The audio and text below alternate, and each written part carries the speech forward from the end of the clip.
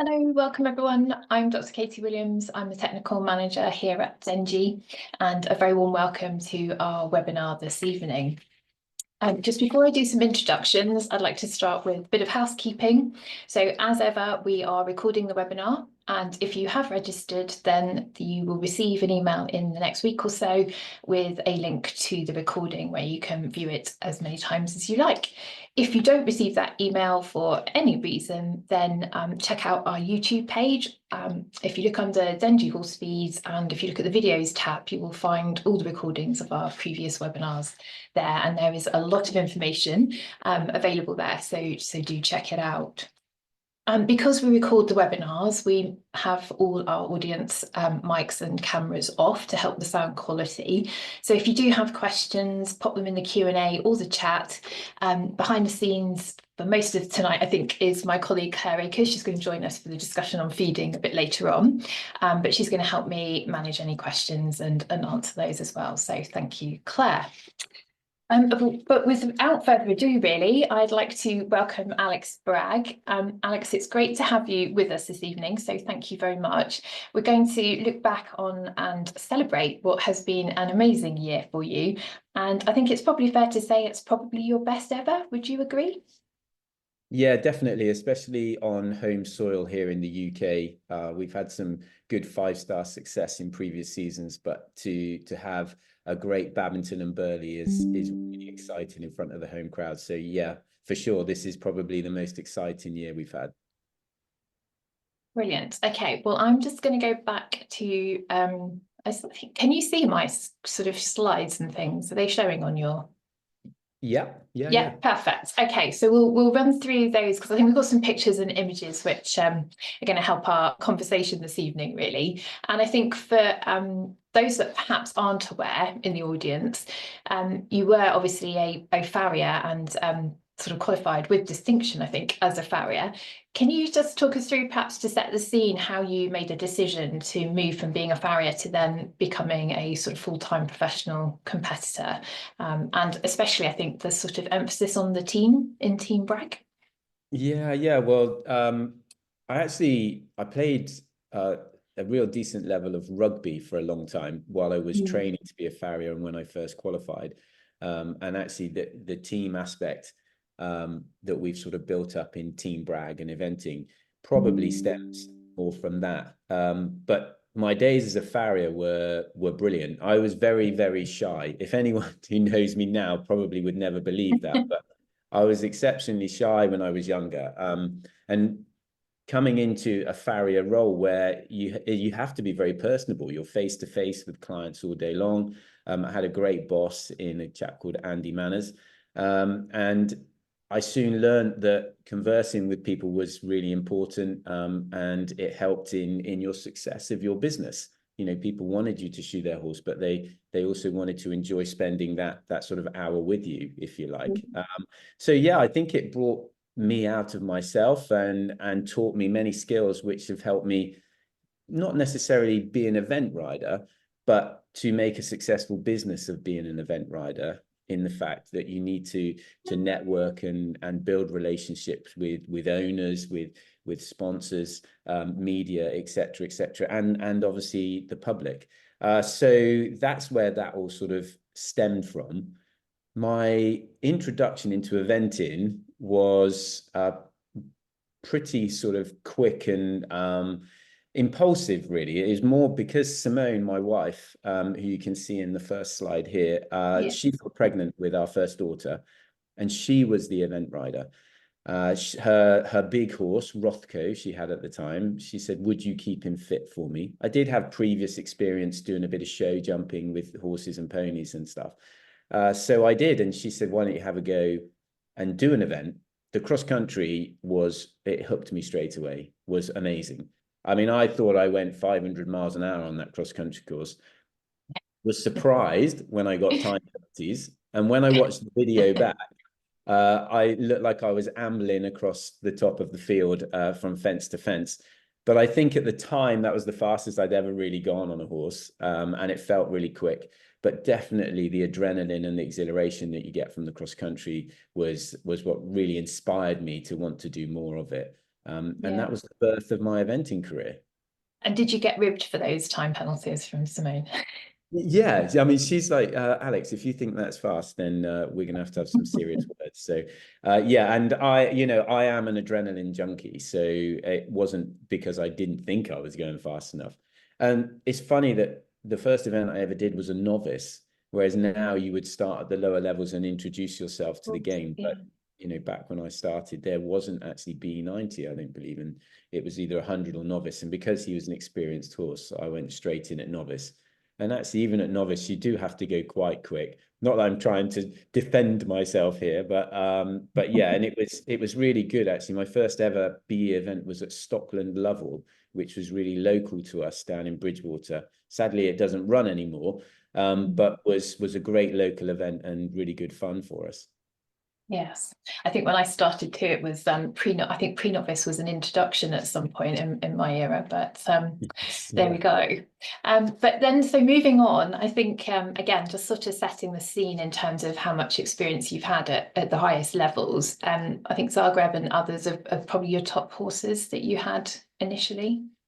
Yeah, so we made the journey through the levels, and eventually I managed to get a horse to advanced, and he did a few 4-stars called Down Into the Light, and actually that was the first time I realized. I actually said to Simone, my wife, I said, we're at these events and the same people are in the top 10 always winning. Why are these the same people, the same names? And it was still, I was only a few years into the sport and I didn't know anybody.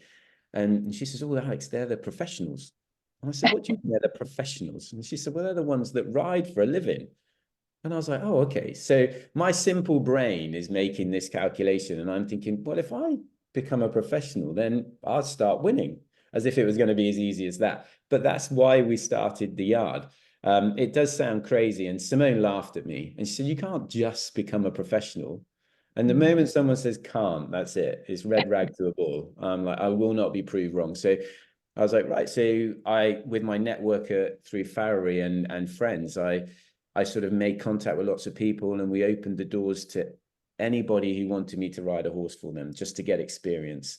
And I rode all different types, which has probably been a blessing now because I can successfully get on with lots of different types of horses. I don't actually have only one type which I can be successful with. But that was how it all started. And then Zagreb was alongside another horse called Redpath Ransom, who came up through the grades with him, were the first horses that we specifically actually found to do the job. So all the others were inherited or we'd been given because they were too naughty, etc., etc. And these were the first horses, and they came through the journey. And lo and behold, they both went 5-star at the same time in 2016 and took me to Burghley.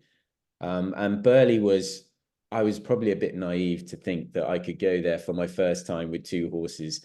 Burghley's immense, as we'll talk about later. But I was there, this sort of like cocky but quite calm character doing his first 5-star. Zagreb, unfortunately, I got 2/3 of the way around and pinged out the saddle, which was a shame. But Redpath Ransom gave me my first completion at 5-star. And although we were sort of 30th or something down the list, it gave me the confidence that I was good enough to complete a 5-star. Zagreb then bounced on and went to Horse Trials later on in 2016. And there he was second after the dressage. Yeah, there you go. And we had a few time penalties cross country, but he jumped double clear and we ended up 5th. And I just thought it was the best feeling in the world. To come top 5 in your first year at 5-star was amazing. And yeah, I suppose the rest is history with Zagreb. He just got better and better and better. I sort of improved with experience, and yeah, he had a really long established career up the top end. And this is a lovely photo for anyone who's watching the screen of this. Looks like it would have been at Gatcombe when they ran the ERM at Gatcombe, and we podiumed there in 2017. That was another fantastic competition. And I managed to fit a few of these in with Zagreb in between his 5-star campaigns. And they were great fun, you know, electric to ride in, electric to watch. You know, even if we found we weren't riding in an ERM, we were definitely logging on for those final sort of 10 or 12 riders to go cross country, because it was so exciting in that reverse order. And then with the podium and smashing out the champagne, I mean, who's not going to enjoy a little bit of that? You feel like a Formula One driver, like Lewis Hamilton there, you know. So yeah, that was exciting too. And were you doing any farrier at all at this point, or had your farrier sort of taken a complete backseat at that stage? So no, I was still really actively shoeing horses. I did have some guys working with me at one point, and when we got into the sort of eventing more seriously, I definitely didn't have the time to manage that. I then reduced my area, so I did hardly any traveling, which was great because it was so efficient. And then I rode the horses up till sort of like 1:30, jumped in the house, got changed, literally grabbed the sandwich on the go, jumped in my truck, and off I went to shoe half a dozen horses in the afternoon. So it did really feel like I was burning the candle at both ends. I was trying to be a professional rider and still a professional farrier. And it worked. And I'm glad I was young enough to be able to sustain it, if I'm honest. But as we started traveling abroad a bit more and doing more internationals, I had to reduce the number of horses that I was shoeing to be able to concentrate on the riding. And it was very sad in the end, actually, because the clients that I ended up with towards the end of my sort of commercial shoeing were great friends, and I'd spent a lot of time shoeing them for many years. And actually, I really enjoyed visiting the yards, and I still try and stay in touch with a few of them. So that was really, really sad when I made the sort of full switch over. And now all I shoe are my children's ponies and a couple of horses that we own, which is a relief for my back. I've got to Yeah. be honest. But yeah, I feel now I have a very large yard of horses. I do coaching, so you can only devote so much time and do things properly.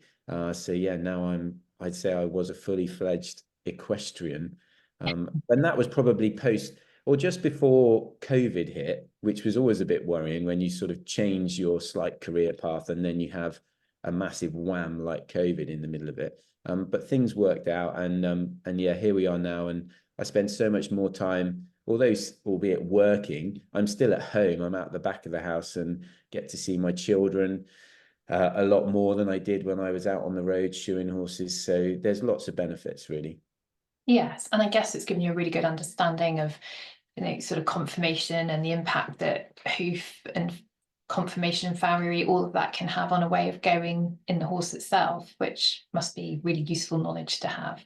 Yeah, definitely. I still struggle now when I first see a horse not to look at its feet and its legs straight away. It just becomes habit. But yeah, definitely for the mechanics of the horse, the locomotion of the horse, what that horse could be capable of. You know, you can tell a lot from its conformation, and it's the quality of its feet are really important for soundness. And now I work with a farrier now, you know, that's shoeing the horses. He's great. It's lovely to bounce ideas off somebody. Whereas I can't express the pressure when you're building up for a really big event, and then you're the person that has to shoe the horse a week before as well. You're having that sort of double hit where if you make a mistake, this is Yeah. game over, and it's game over for you.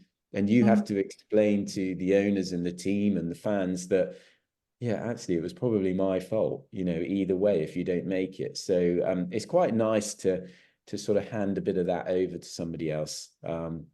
Because some of these photos, there's really nostalgic. It's great. I mean, here, this is Zagreb, won down at Bicton Arena in what was a 3-star short, which was his prep run to go on to Po one year. This is winning at Gatcombe in the 3-star short, where you show jump the the day after, or the afternoon after going cross country in the morning. This was a great event, and I remember being 2 show jumps in the lead, and I was cantering around, and it was a windy day, and there was some public on the side, and I was cantering past after fence 7 or something, and I took a brief look, and I said, cool, are you getting nervous? Because I'm getting nervous. It was, so that was a great memory, interacting with people, which probably not very professional, but it almost helped me relax. And he went on to finish double clear and win by a margin. And again, another one, Liniers 3-star long. We were over in France 2020, so this was the COVID year, so it was difficult to travel between like countries. So we went over to France for Liniers, which was the beginning of October, and then we remained over until after Po. So this was Zagreb's final prep run for Po, and he went to Po 2.5 weeks later. I think he came fourth there or something like that in one of the most competitive Pos ever. So yeah, these are great shots. Well, this is, I have to credit Donna in marketing. She's gone back through the back catalogue, I think, and put all these together. So thank you, Donna. I know she's watching, so thank you. But actually, you made a comment about interacting with the crowd, and there's some video later where I think more in the sort of prize givings and some of your show jumping, perhaps once you've finished. And I think it's lovely because I think, you know, you're kind of looking like you're sharing the moment with people, which I think brings eventing alive and helps as a spectator sport. But do you feel like it's giving something back as well to kind of have that interaction with the crowd? Yeah, definitely. You know, we touched on it earlier about that team feeling. And I've always loved people around, and I always want people to feel appreciated for their input. You know, whether that's our team of girls working on the yard, my owners, my sponsors support, everything, to the public, which without them, we would not have a sport. And two, it's lovely having successes in the sort of field of eventing, but how sad would it be if you didn't share that, if you didn't express it and get people to express back? So, you know, the more you give, the more you receive. That sort of goes without saying in life. So if you show you're happy, then people express their sort of like happiness for that in you. And it's a wonderful feeling. And you can't practice your lap of honor enough when you're at home. That's the one thing I would say. When you're training at home, don't forget to practice your lap of honor, just in case. I think But that's the best take-home advice. yeah, I know how professional, but you know, we work so hard, and there's so many sort of difficult moments. When it does go well, you know, it is a relief as much as kind of excitement.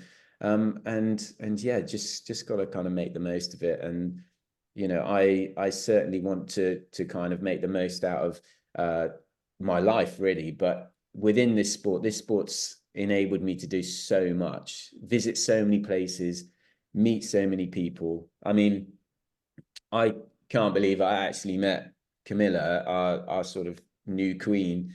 And I was just up there being really jovial and joking with her. Actually forgot to even bow until I introduced her to my owners, and I was like, "Ooh, maybe I was supposed to do that instead of go straight in." But I was like a child. I was just so excited, and she was wonderful to talk to. And I think she understood in the moment. But you know, I couldn't ever dream of doing stuff like that, you know, when I grew up. So this sport has been immensely, I feel privileged, I suppose, is the word. Yeah, and I think it's wonderful to be able to share that with people. And increasingly, you know, when our sport's under scrutiny all the time, we've got to showcase the good and the positive and you know and the wonderful occasions. So speaking of wonderful and wonderful occasions, I think it's appropriate we bring in Quindiva now, the diva herself. And I nearly scrolled onto this, but I didn't want her to cut in because there's actually video on the first slide. And I think this just sums up her character perfectly. Is there anything you'd like to add to this video in terms of what it says about her as an individual? I mean, she was always a really shy, skeptical horse, and she still is very suspicious. But she's obviously in a very comfortable environment. You know, the stable yard at home. We really like them to feel relaxed, and this is something a few years ago that we were just sat there with, and obviously we fill up the buckets, and people are running up the yard topping up for lunch, and she just stuck her head out and she's like, "I quite fancy that fresh water," and it's a bit of a game. I think it shows the softer, more playful side of her, because she can be a bit of a diva, and she's not always grateful for people invading her private space. She's very respectful, and I feel you need to respect her for that. But she is a real loving horse, and this side of it shows that softer side. And yeah, I thought it was just really, really fun. And this is what Brilliant. goes on behind the scenes. They're not all regimented and tied up in boxes all the time. They are allowed to be horses, which is wonderful. Yeah, definitely. And how did her name come about? Is there her So owners?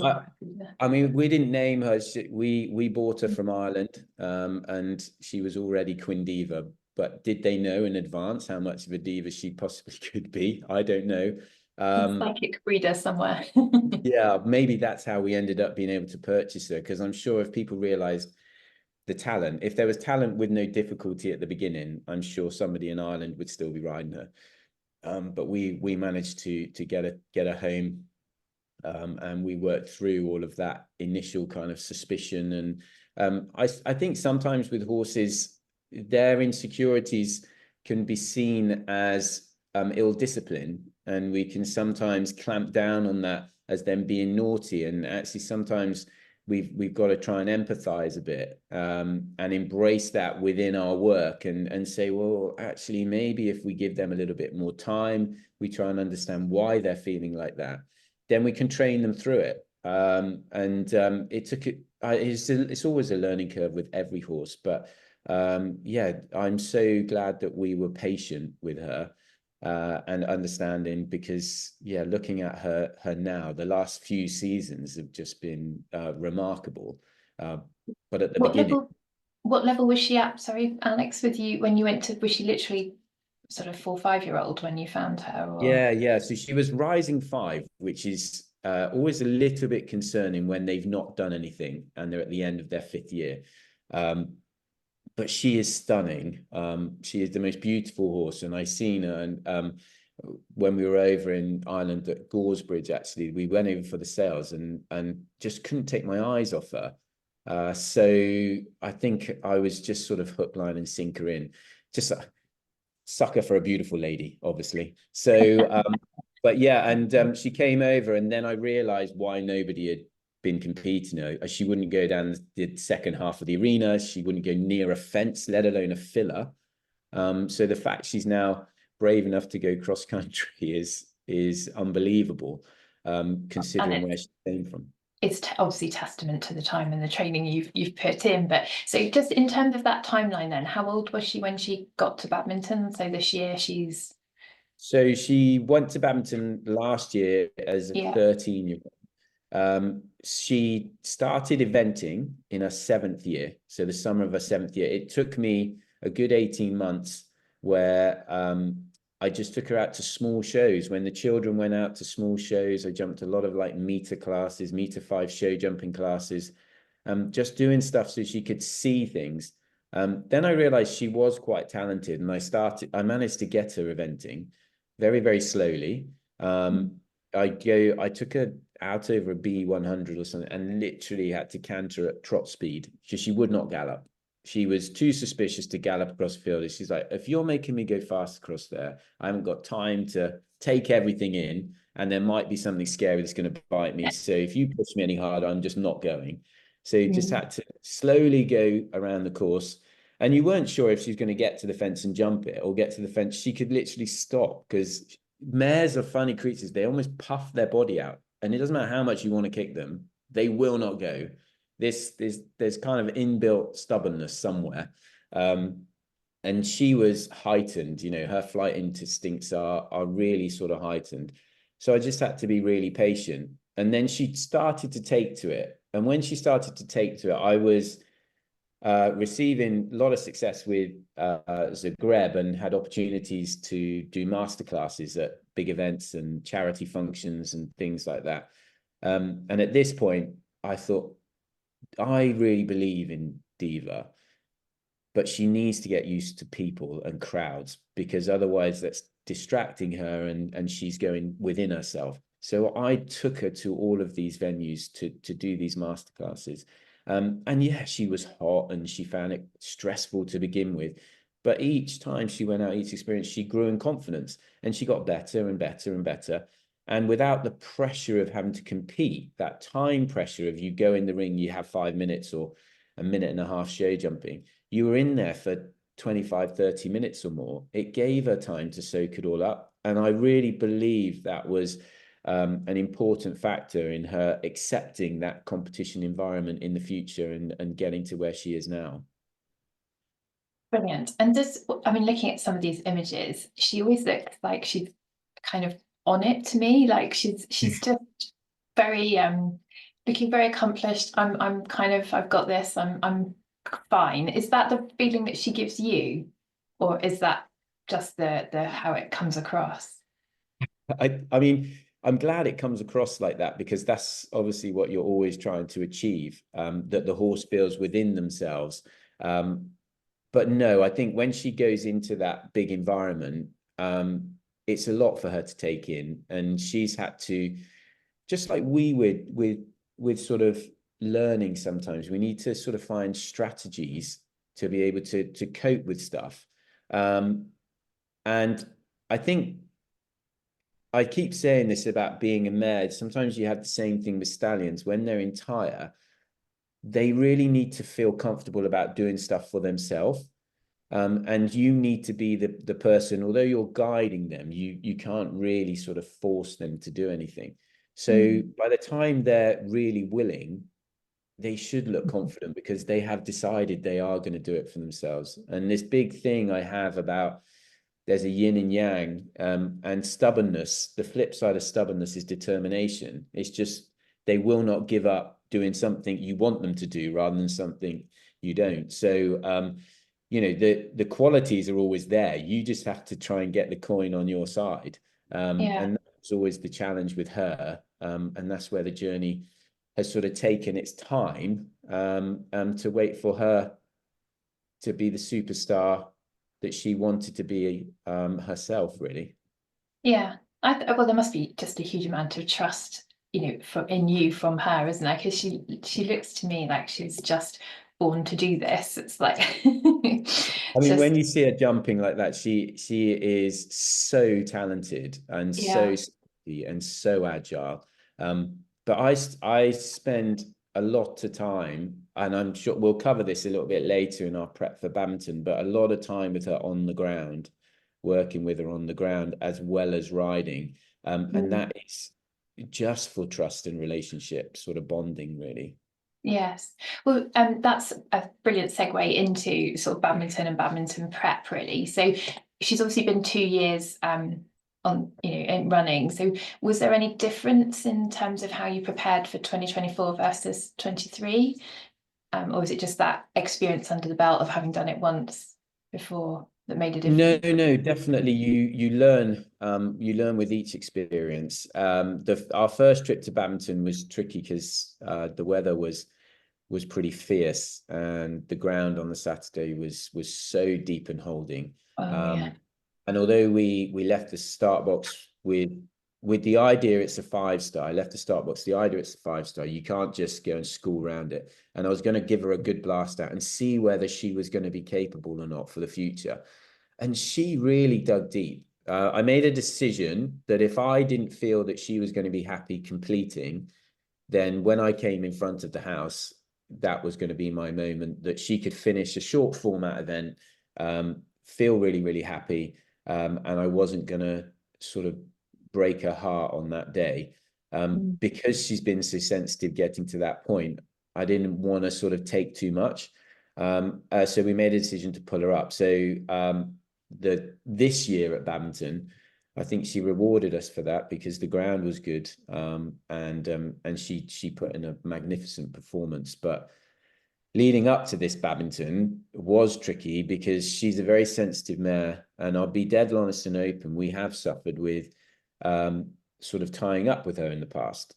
So managing that is a real balancing act, between the work, the timing of the work, the feeding, which I know we'll come on to later, which is really important. And, we've been so lucky to have the support from all of the the members of staff at Denji who have helped us in their sort of roles and stuff.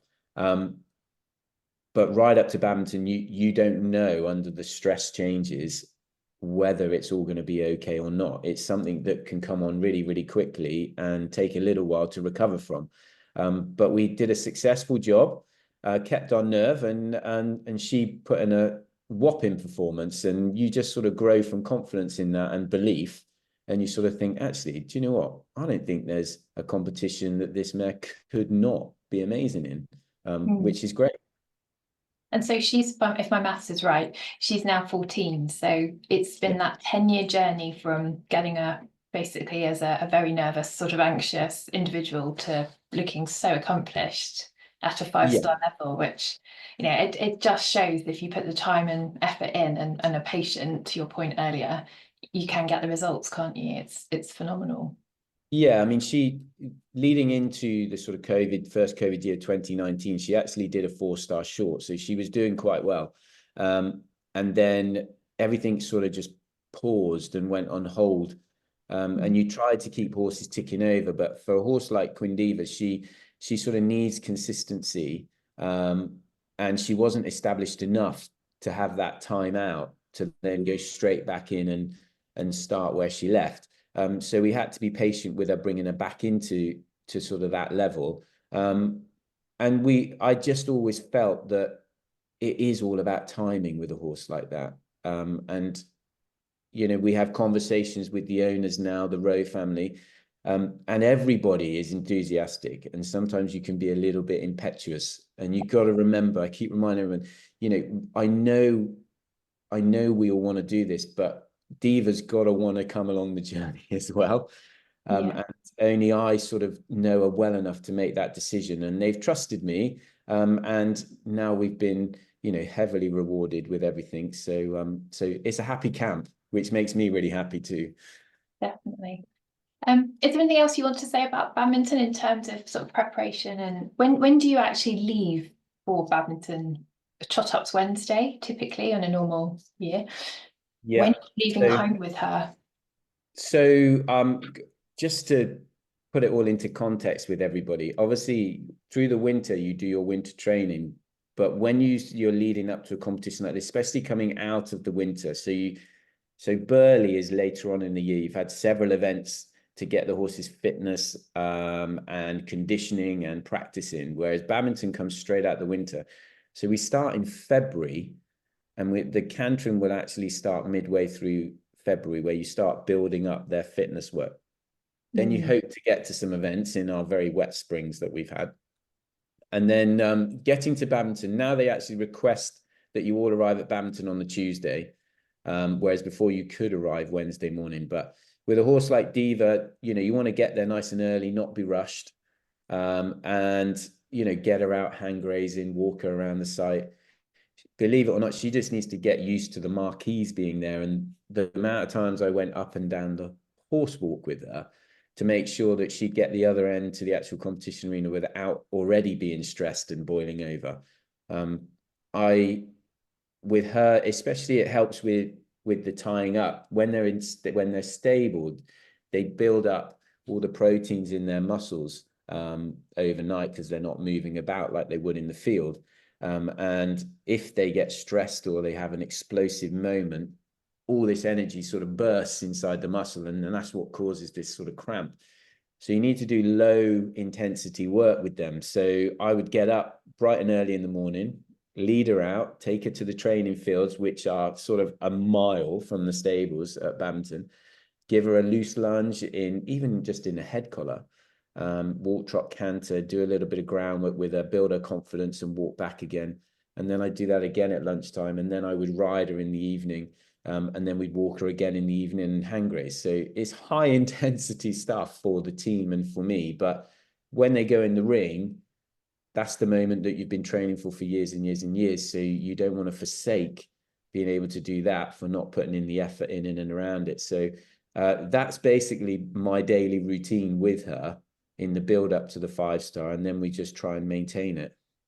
And I think it's really interesting that you do that yourself. You know, it's not someone else doing it. It's all about that bond and that trust between you and her, isn't it? So that whatever she's experiencing in that time period, you're in it Yeah, together. well, I mean, it was really evident when I finished the cross country this year at Badminton, and where the wash off area is, the cross country course actually still runs past there to the sort of last couple of fences.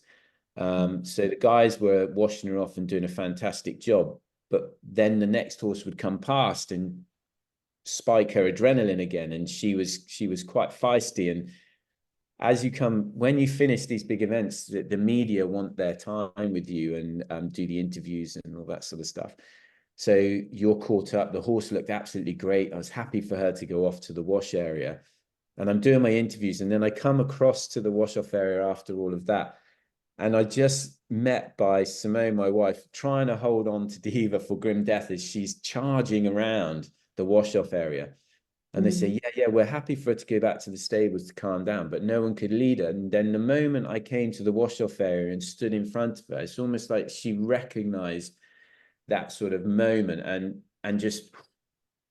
then I took hold of the rope and led her back, and she was like a dog when she came back, just following me along. But and I suppose that's why you spend all those hours with them, that when you get into that stressful environment, they will lean on you, and you can be that kind of pillar of confidence and support for them. And yes, it's quite nice. It's almost like your children, if anyone can relate to that, when Yeah. you get in trouble and the first person they want to call is you, and it makes you feel actually quite nice that they came to you because they can rely upon you and trust you. And I Yeah. definitely feel that we have that kind of bond. All the more special and all the more rewarding when it goes to plan and all things come together. So I am intrigued to ask, because given her personality and temperament, taking on, and you did talk about it being quite buzzy, like the event has challenges and things. The philosophy of taking her to something like this, is it just the more you kind of expose and the more you experience together some of those buzzy environments that you build that trust and it takes you on to another level? Yeah, definitely. So this year at Hickstead, yeah, we won the Eventers Challenge, but I did a very similar event to this at Bowlsworth Castle. It's on a sand arena, but I did that in 2023, which she also won.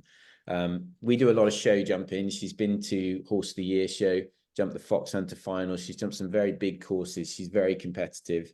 So actually in an arena, she recognizes what she's doing.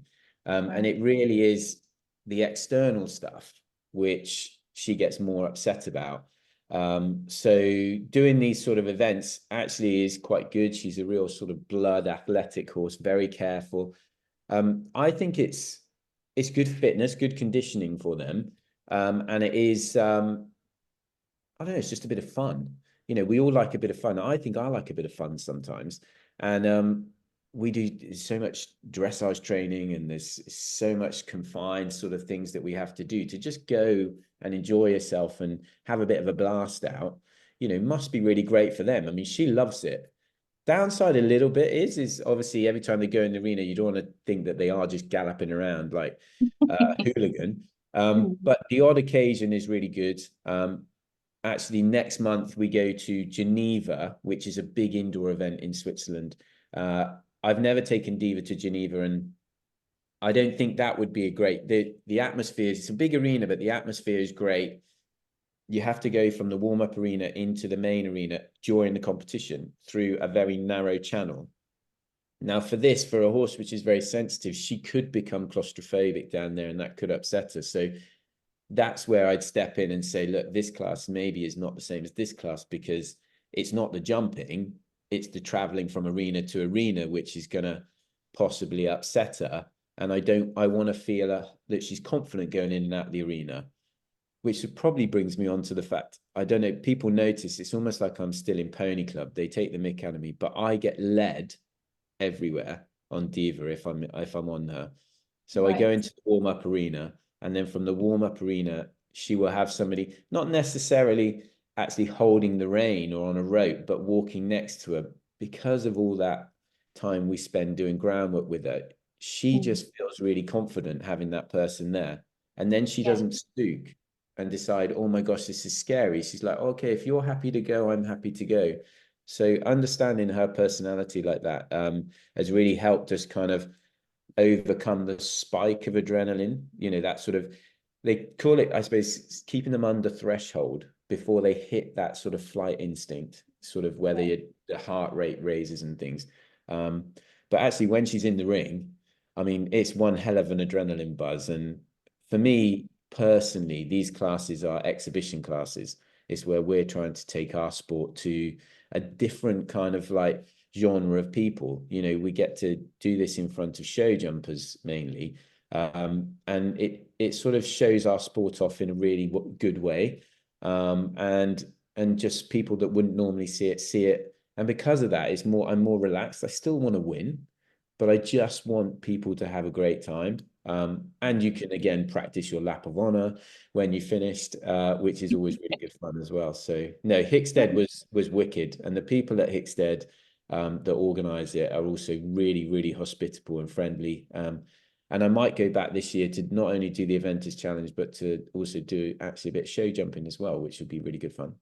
Yeah, and you've summed it up perfectly in the sense that if you know your horse and actually on the stage or in that environment, she's in her element, like all divas on the stage, that's where they want to be, isn't it? Yes. Whereas actually all the stuff around that is what causes the stress, perhaps, for a lot of individuals. So yeah, it's interesting, and I think if we don't support these events, we are at risk of losing them, and several events in eventing world have gone. So I think it's ever more important to try and support these initiatives, as you say, to increase awareness. So no, definitely, and it's not only good fun, but I think you need to put a bit of thought into your horse, your personal horse, and where your strengths are, their strengths are. And you can put strategy into the events that you choose to do and go to.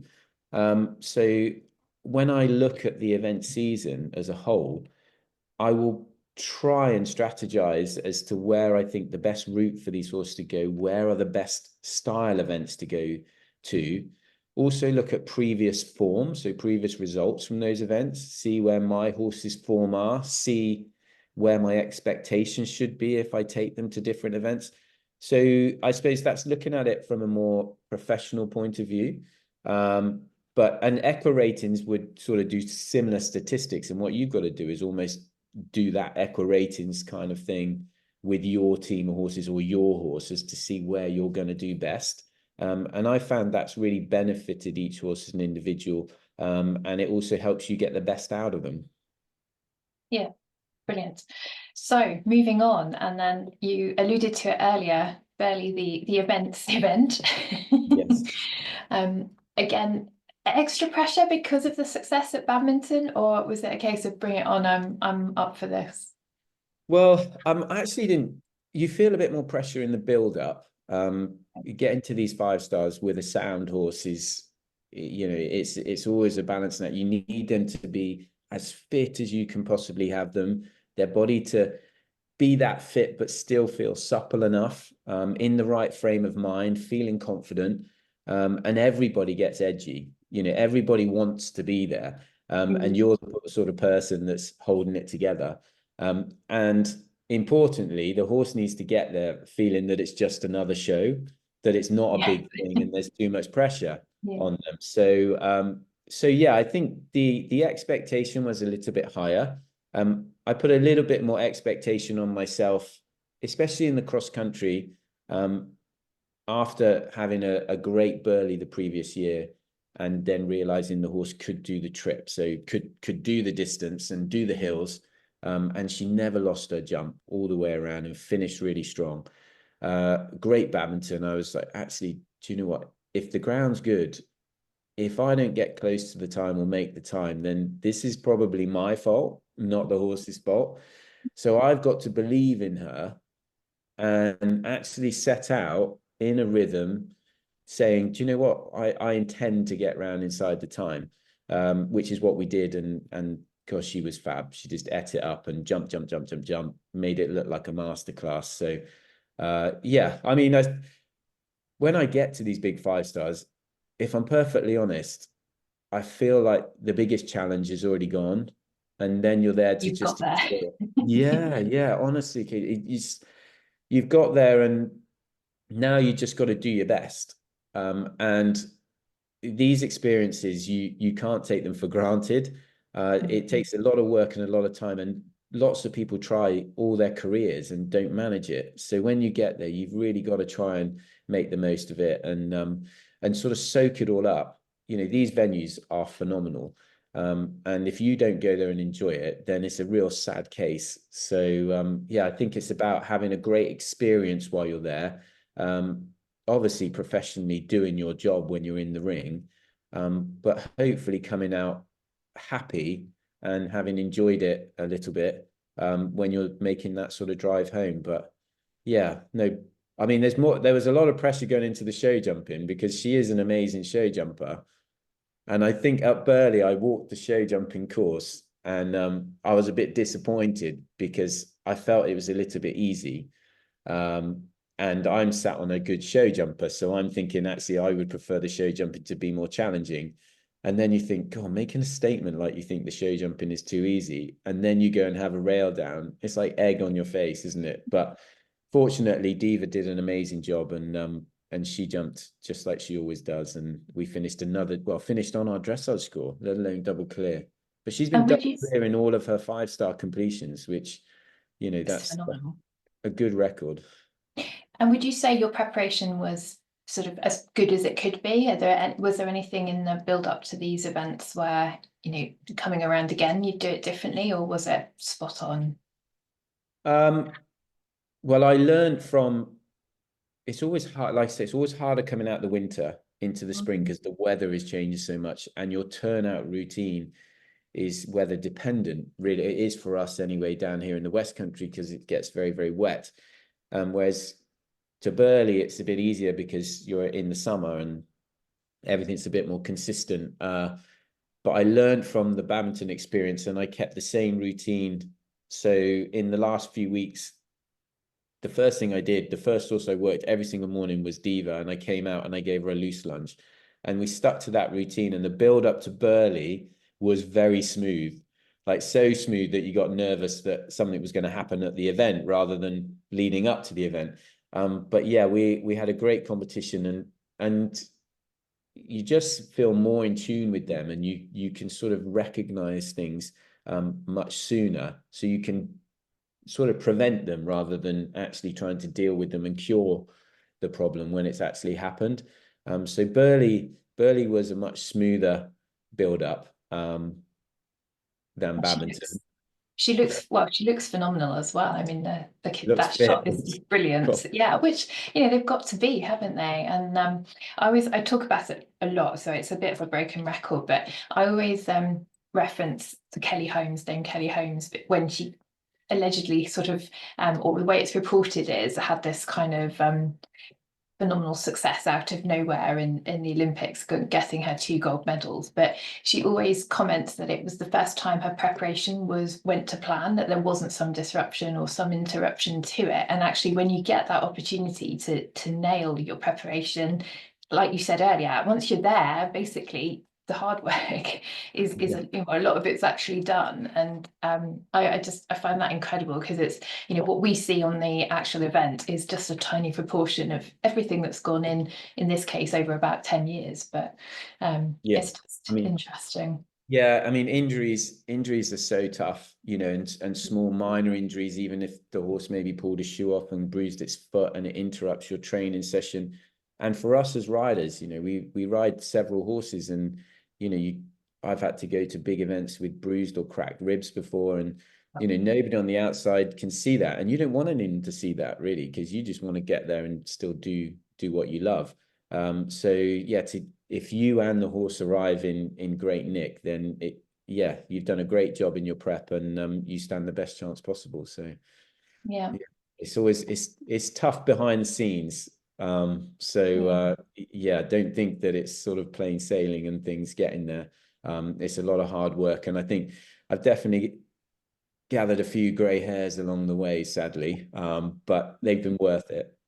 Yes, exactly. And I think, you know, when we've had conversations in the past, you've talked about that I suppose the sort of Dave Brailsford approach of incremental sort of gains in every single area, and I think that's one of the things that is such a pleasure to work with you on, because you value the importance of every element and every aspect of what you're doing.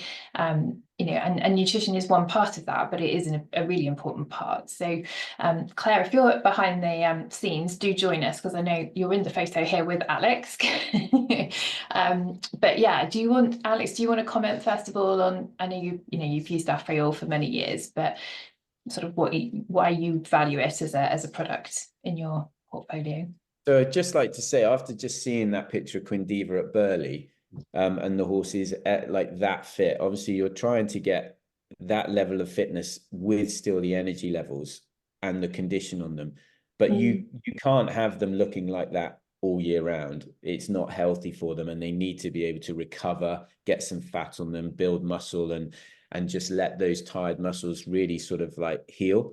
And that's where sensible rest and diet is really, really important.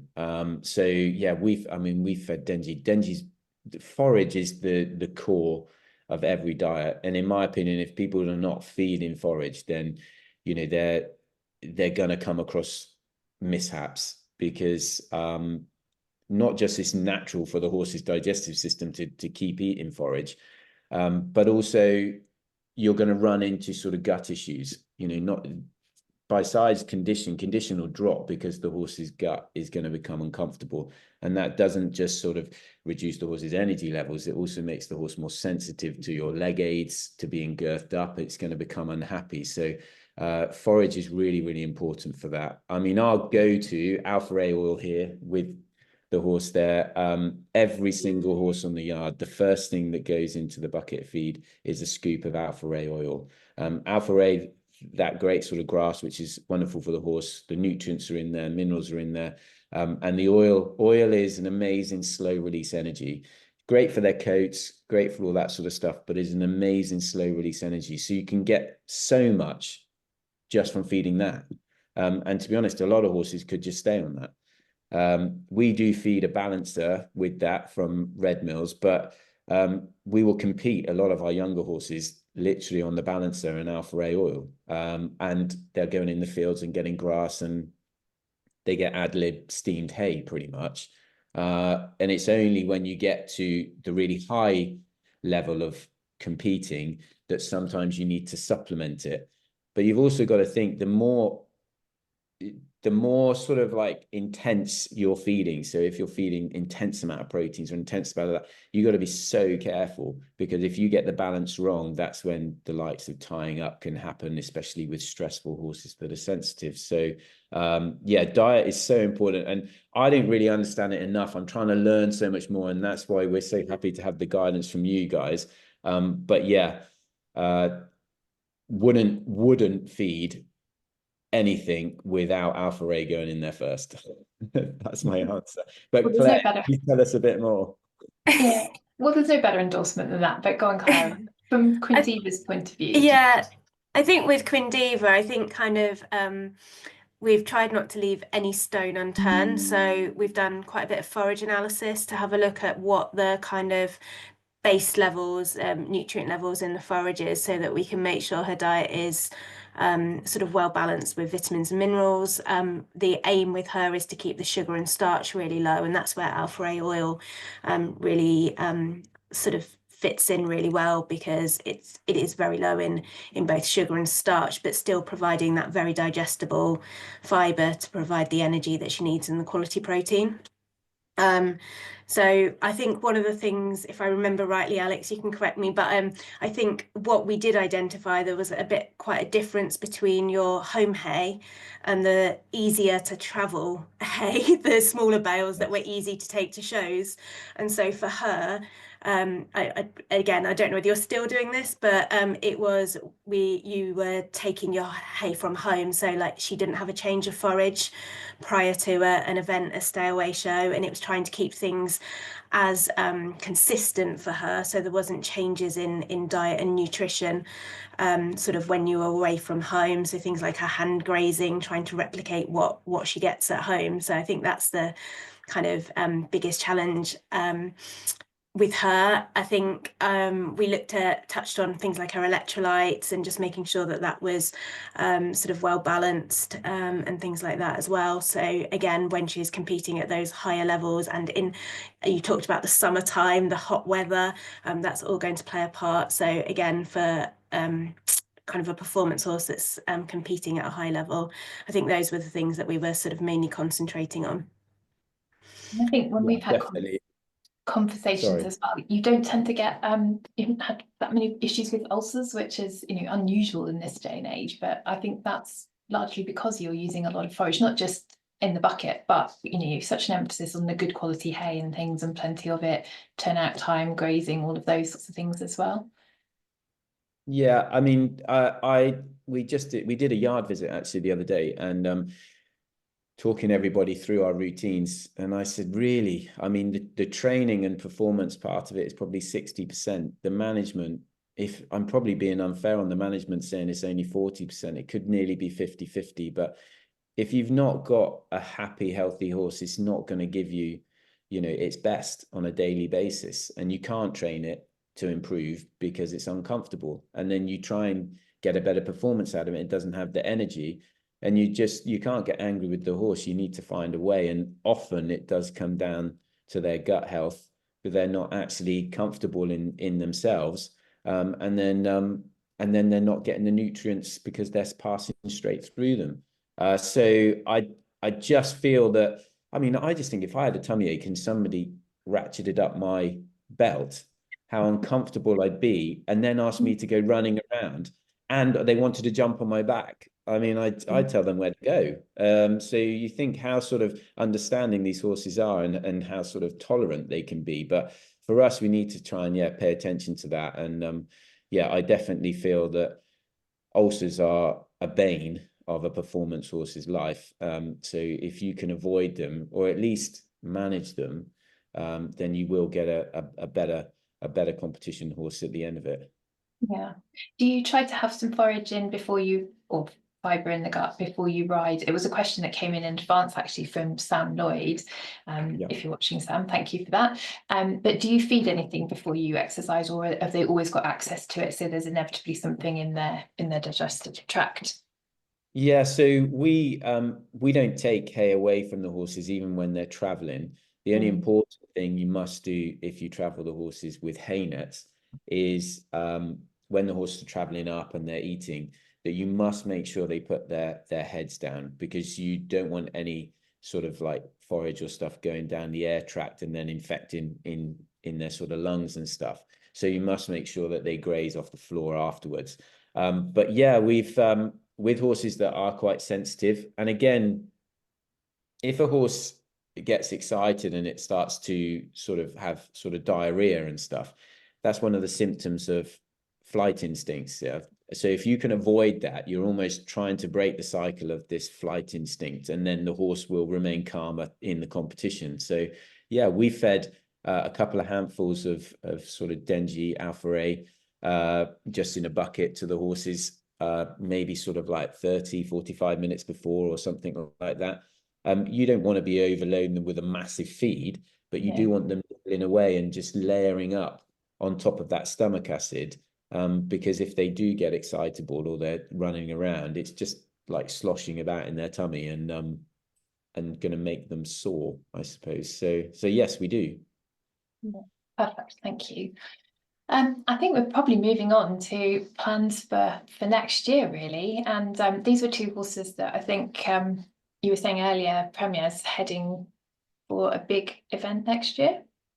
So our day Premier, he's called Eddie, and actually Eddie's the one that's going to go to Geneva next month to do the indoor cross. Okay. So, he's a very versatile horse as well. He did Le Moulin 5-star this year, and had put in a great performance. Went to Blenheim, actually. We decided to keep him in the UK, and he was 6th there. So gave me a great feel around that sort of parkland. You got to remember the UK events are so different from the continental events, because we have these amazing parklands and estates that we go galloping around. So trying to gauge whether you have a Badminton horse or not from maybe running around Pau or Le Moulin is quite difficult. But yeah, he's done those events, completed them well, and now he's gone and gave me a really good feeling around Blenheim. He was very close to the time, I think 2 seconds over the time. But I was really pleased with the run and his recovery. So yeah, we are thinking if the ground is going to be okay at Badminton, the entry will go in, and we'll make that decision. He doesn't like running in deep mud. He's quite a careful. Relate to that. Yeah, no, me too. I don't even like the rain, but Yeah. he's very careful horse, and then he'll start to try and go too high out the mud, and of course just wears him down, and he's landing too steep from the fences, and that's not conducive to cross country cross country jumping, and we don't want him to lose his confidence. So we'll make that decision, you know, on the build up to Badminton, or even when we're at Badminton. But again, he has a lovely owner in Debbie Nuttall, and she's so understanding and works so well with us, and always has the horse's best interest at heart. So it makes our job a little bit easier to be open with those discussions. But yeah, so hopefully him and Quindiva will be entered and be Badminton bound. And our day premier is a horse that he's obviously had a very sound career. He's been amazing. 7-year-old, he was 4th at Le Lion. He's been to Blenheim several times, top 10 finishes. He's been on at 4-star on a Nations Cup team. He's been an amazing horse, but we still are working with his feet to try and find the best way to make him more comfortable. And the more comfortable they are in their feet, the bigger the stride length they're going to be. They're going to feel sounder. So all those changes, it's not that we don't feel it was going okay. We're just always looking at marginal gains and stuff. And then Camouflage, Rufus is his home name. Camouflage came through on a big syndicate called Event Horse Owners Syndicate, and they sold him to several of the members. So now he's owned by a smaller syndicate. They're great fun, lovely people. Really, really pleased to be riding for them. And Camouflage has started to mature and come into himself. He was another very spooky horse, but he had a great season. He did 2 4-star shorts, Blenheim, 8 and 9-year-old class, and also went over to Arville and put in a really good performance. So you were looking forward to sort of seeing what he can achieve this year as a more established advanced horse. Alongside a horse that went along the journey with him was called Shenandoah Aldo, who's actually only an 8-year-old, and he's shown a lot of promise. So yeah, we've some really nice horses coming up the ranks, and a couple of new horses actually that have come in this season that we're working with this winter, ready for the spring. So that'll be dead exciting for any people out there that do follow us. You'll see me on a couple of new rides. And in fact, I'm actually doing some filming with Horse and Country TV tomorrow. So those episodes will come out just in the new year. And you'll see a couple of those new rides in those episodes. For me, it's so exciting to be building up some horsepower, a team of horses where we can really sort of start to make an impact on the sport every single day. So it should be exciting. And if it's not too impertinent a question, but have those new rides come about because of the success this year, or were they likely to come your way anyway? So I guess success builds an interest and more owners wanting to come to you. Yeah, I think some of the rides have definitely come in. Probably people were thinking of sending the horses, and then it probably just made their minds up. You know, it's I don't know. You know, you just think, and sometimes the timing was right for them. They've tried something else and it's not worked, and somebody's recommended you. I don't really know. I wouldn't want to say, but I'm very pleased that they're here, though. That's for sure. I too. Yeah, and I think how, in terms of having 2 horses at Badminton, I mean, that's going to obviously be an added pressure, and given how much that you know, you need to give time and attention to Diva. Are you slightly thinking, how am I going to juggle 2, or are you again sort of bring it on? I'm up for this. Well, I'm always up for the challenge, and yeah, I'm not going to lie, I am a little bit concerned because Diva does take up a lot of time, and obviously a big event like Badminton, it's a huge event, as in a retail type of thing, and for the likes of Denji and lots of other sponsors of ours, you know, they want to really make the most of the badminton experience. But I feel that I have to be quite open with people and say, look, this is going to be a time-consuming event for me because my priorities are the horses, and I maybe have to draw in a little bit of my commitments from elsewhere to be able to focus on them. But often I just go in and you know, Get on I'm with it. yeah, and I'll just deal with it and it'll be absolutely fine. But the main thing is it doesn't matter what time you have to get up in the morning, the horses will always get what they need to go in the ring and hopefully do the best that they can possibly do. Yeah, brilliant. We have had some questions coming in. So first one is, what do you look for in a young horse? So open question. Yeah, it is a very, very open question. And it's a little bit for eventing more so than the other disciplines. I would say on the whole, I'd just be looking for an athletic horse with a sort of nice outlook on life. I don't mind if they are a little bit fresh, they've got quite a personality. In fact, I'd like to see a bit of personality, that they do have a bit of zest for life, a bit of enthusiasm about them. So then they look like they want to take on a challenge. And yeah, that athleticism, you know, do they look like they could find stuff a little bit easy? Because you can do all the training, but if their bodies are just not capable, then you're going to be limited. So I don't just look for a massive jump. I don't just look for a horse that's got a huge trot. I look for a horse that can be athletic and then trainable. We do need to remember still in eventing, though, that the sport consists of 2 jumping phases and only 1 dressage phase. So jumping for me still is a priority. You get a lot of horses which are good event horses that just don't become 5-star horses. And that's because of that sort of lack of mental sort of strength and jumping ability. So I think we probably focus a bit more on the jumping. And now for a team horse, you do need that dressage sort of phase as well. But hopefully with an athletic horse, you can train the correctness into the dressage and make that phase strong as well. But athleticism and that sort of confident, fun-loving outlook is what I look for. Brilliant. And one question that actually came in again in advance.